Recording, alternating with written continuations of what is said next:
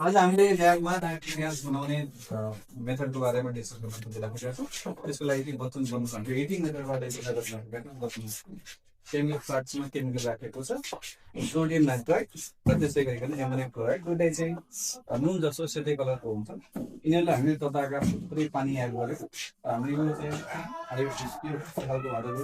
डेलिभरेटको माध्यमबाट चाहिँ ग्यास यता हामीसँग चाहिँ पानी यता राखेका छौँ। यसलाई बस्दा चाहिँ वाटर ट्रप भनेर भन्छौँ र यो जुन छ यसलाई चाहिँ बिहाइभ सेल भनिन्छ। यसको माथि ग्यास जारमा हामी यो ग्यास चाहिँ कलेक्ट गर्ने गर्छौँ।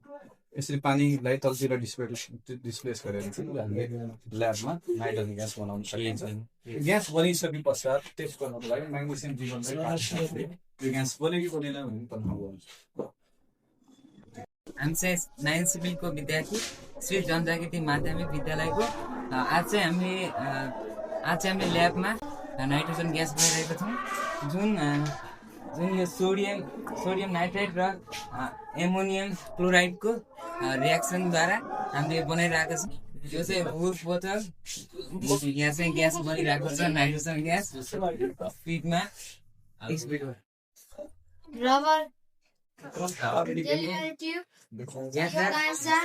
ल्याबमा चाहिँ हामीले आज नाइट्रोजन ग्यास बनाउँदैछौँ। त्यसको लागि चाहिँ कोनिकल फ्लास्कमा केमिकल मिक्स गरेका छौँ। सोडियम नाइट्राइट र एमोनियम क्लोराइड राखेका छौँ। तताइसकेपछि डेलिभरी ट्युबबाट यो ग्यास बनेर गएको छ। ग्यास र हामीले बिहाइभ सेल हामीले डेलिभरी ट्युबलाई मिक्स गरेका छौँ। वाटर ड्रपको भित्र चाहिँ त्यसलाई राखेको छ। यसरी चाहिँ ल्याबमा नाइट्रोजन ग्यास बनाउन सकिन्छ। हाम्रो क्लास चाहिँ आज परीक्षण भइरहेको थियो। स्पेसल्ली हाम्रो सरले चाहिँ के भनौँ आइतबारको दिन हामी सब आएर परीक्षण गर्ने भनिरहेका थियौँ। अनि सरले ल्याएर यहाँ हामीलाई परीक्षण गराएर सब कुरा देखाउनु भयो।